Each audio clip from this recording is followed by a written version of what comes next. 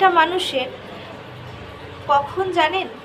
যে বুদ্ধি কম বা আইকিউ কম যাকে বলে, বা পড়াশুনোয় মন বসে না, বা পড়াশুনো করলেও মাথায় ঢোকে না,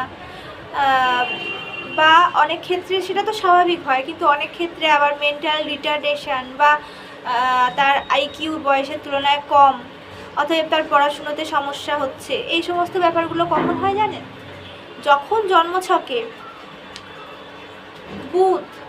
বুধ হলো মাথার নার্ভ, তো বুধের সাথে শনি, শনি মানে হলো, এবার শনি কি যদি ভালো ঘরে বসে তো আলাদা ব্যাপার, কিন্তু যদি সে মঙ্গলের ঘরে বসেছে, এবার সেখানে বুধও বসেছে এবং সেখানে শনির নক্ষত্রের সাথে কানেকশান করছে, মানে শনির নক্ষত্রে হয়তো বুধ বসেছে, এই ব্যাপারগুলো যদি হয় তখন কিন্তু সেই বুধটাও কিন্তু অ্যাফ্লিক্টেড রয়েছে। তো সেই অ্যাফ্লিক্টেড বুধের কিন্তু মানে মাথায় কিন্তু একটা সমস্যা, বা